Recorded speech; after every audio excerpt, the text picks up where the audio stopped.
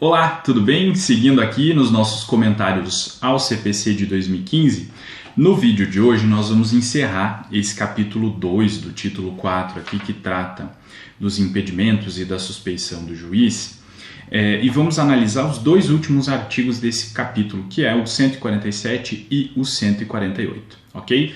Antes de falar sobre o texto deles, eu quero te convidar, se você ainda não é inscrito no canal, a se inscrever. Se você já é inscrito, muito obrigado. E eu quero convidar cada um de vocês a me ajudarem a divulgar esse canal aqui, porque quanto mais gente por aqui, melhor para todo mundo, né? Para que a gente possa espalhar a boa nova do CPC por aí e descomplicar um pouco a nossa vida, né? Processo civil, às vezes as pessoas têm uma certa dificuldade de entender, e a ideia desse canal aqui é desmistificar isso, fazer com que você aprenda e fazer com que você passe a gostar de processo civil. Então eu conto contigo, com a sua divulgação, com a sua audiência por aqui, com o seu like, os seus comentários, os seus elogios são muito bons, e as críticas também, quando forem construtivas. Conto contigo. Vamos analisar então o artigo 147. Ele disciplina o seguinte: quando dois ou mais juízes forem parentes, consanguíneos ou afins, em linha reta ou colateral, até o terceiro grau inclusive, o primeiro que conhecer do processo impede que o outro nele atue, caso em que o segundo se excusará, remetendo os autos ao seu substituto legal. Aqui nós temos, para além daquelas hipóteses que nós já vimos lá no artigo 144, mais uma causa de impedimento, o fato de haver juízes parentes atuando no mesmo processo. Ou seja, o segundo juiz, se ele se enquadrar nessas regras de parentesco descritas aqui no artigo 147, o segundo juiz precisa se declarar impedido, com base nessa hipótese específica de impedimento prevista no artigo 147. E aí aqui a exclusão do juiz, ou a exclusão do segundo juiz, se dá por prevenção, né? O primeiro que atuou naquele caso exclui a possibilidade do segundo de atuar também, porque se há uma relação de parentesco entre esses dois magistrados, por exemplo, um atuou como juiz em primeiro grau e o outro atua como desembargador lá no Tribunal de Justiça. Obviamente que ao rever, imaginemos, por exemplo, uma mãe e um filho. A mãe é desembargadora, o filho é juiz de primeiro grau e chega a recurso com relação à decisão do filho, e a mãe passa a ser, foi sorteada, por exemplo, como relatora daquele caso. Não é possível que ela atue, justamente porque ela estará analisando uma decisão proferida pelo seu próprio filho. E essa ligação entre a desembargadora e o juiz impede que ela atue no caso concreto, porque ela tem uma relação próxima com o juiz e haverá uma tendência natural de ela reputar a decisão do seu filho uma decisão correta. Então, não é possível, o segundo juiz fica impedido de atuar no caso.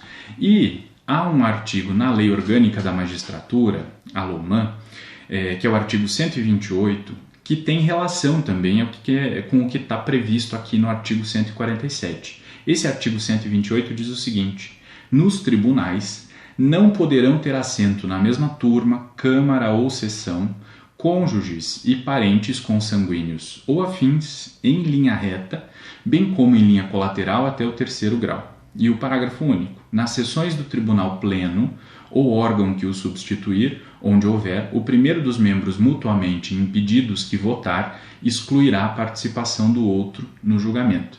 Aqui está tratando, né, de dois magistrados que sejam parentes ou que tenham alguma relação mais próxima, por exemplo, de serem companheiros ou cônjuges, que atuem no mesmo tribunal. Eles não poderão fazer parte de uma mesma câmara, de uma mesma turma ou de uma mesma sessão, justamente para evitar essa hipótese de impedimento aqui prevista no artigo 147.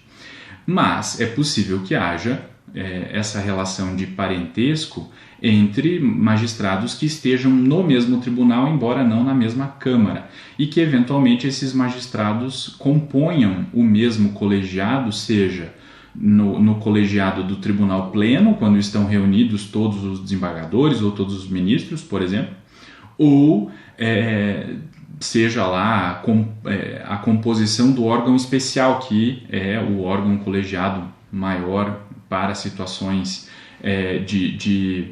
que envolvam necessidade de decisão jurisdicional do tribunal, né? Nesses casos, como é inevitável que eventualmente eles componham o mesmo quórum, na medida em que um magistrado tenha votado, o seu parente, que votaria depois, precisa se declarar impedido e não pode participar daquele julgamento, com base no que prevê o 128 da LOMAN e com base no que prevê também o artigo 147 do CPC. Ok?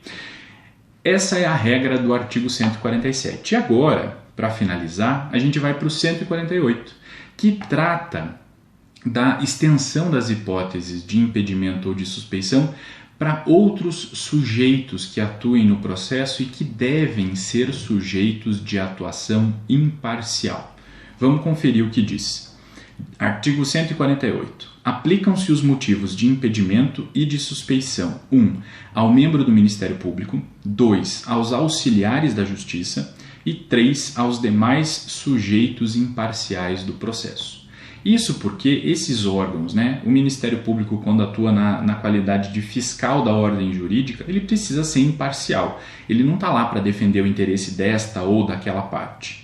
O inciso 2 trata dos auxiliares da Justiça em geral. Servidores do Poder Judiciário que atuarem no processo, eles não podem ter ligação com as partes, não podem ter interesse, não podem usar da sua função no processo para privilegiar ou prejudicar alguma das partes no processo em razão de uma dessas hipóteses de impedimento ou de suspeição. Por isso que eu vou estender aos auxiliares da Justiça também essas hipóteses. E por fim o inciso 3, que trata de forma genérica de quaisquer outros sujeitos que devam atuar no processo de maneira imparcial. Por exemplo, o perito. O perito precisa atuar no processo de forma imparcial. Ele não pode ter interesse que o vincule diretamente ao autor ou ao réu ou aos advogados de alguma das partes. As testemunhas, da mesma forma, quer dizer, as mesmas hipóteses de impedimento ou de suspeição aplicam-se também a esse sujeito imparcial do processo, que é a testemunha. Sabemos, então, agora sobre essa extensão. Agora nós temos que analisar o procedimento, porque nós vimos no vídeo passado como que se dá o procedimento da arguição de impedimento ou de suspeição do juiz. A gente viu que a parte alega por meio de uma petição separada, o juiz tem as duas opções de acatar aquilo que a parte alegou e remeter os autos ao seu substituto, ou a segunda opção é o juiz recusar aquela arguição e aí mandar autuar em apartado para que ele possa responder àquela arguição de impedimento ou de suspeição que vai ser julgada pelo tribunal ao qual aquele juiz estiver submetido.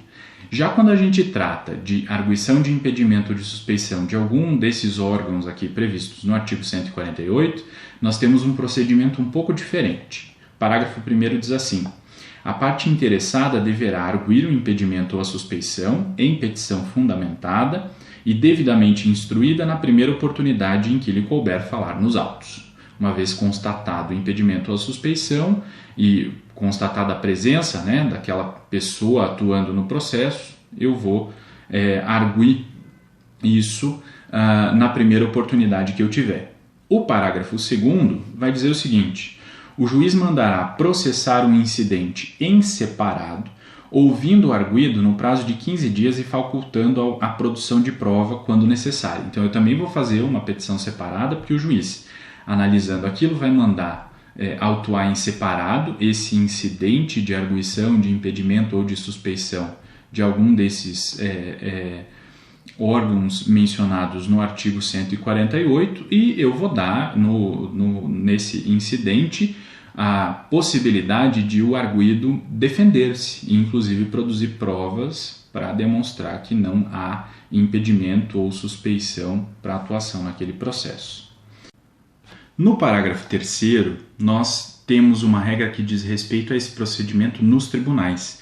Ele diz o seguinte: nos tribunais, a arguição a que se refere o parágrafo 1º será disciplinada pelo regimento interno, então eu tenho que ir lá no regimento interno do tribunal para saber como que se dá o procedimento desse tipo de arguição quando eu estiver diante da arguição de impedimento ou de suspeição de algum servidor que atue no tribunal ou de um procurador de justiça, por exemplo, um membro do Ministério Público que atue naquele caso no tribunal. Já o parágrafo 4º vai excluir esse procedimento previsto no artigo 148 quando eu estiver tratando das hipóteses de impedimento ou de suspeição das testemunhas. Ele diz assim: o disposto nos parágrafos 1º e 2º não se aplica à arguição de impedimento ou de suspeição de testemunha, porque tem um procedimento específico, que é o procedimento da contradita, procedimento lá da audiência de instrução e julgamento.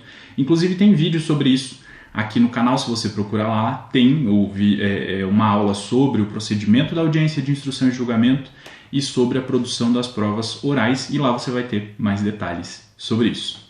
Era isso que nós tínhamos para tratar sobre o artigo 148. Mais uma vez, fica o convite para você curtir esse vídeo, espalhar ele por aí e se inscrever no canal, ajudando a divulgar cada vez mais esse trabalho que a gente vem fazendo aqui. Nos vemos no próximo vídeo. Até mais!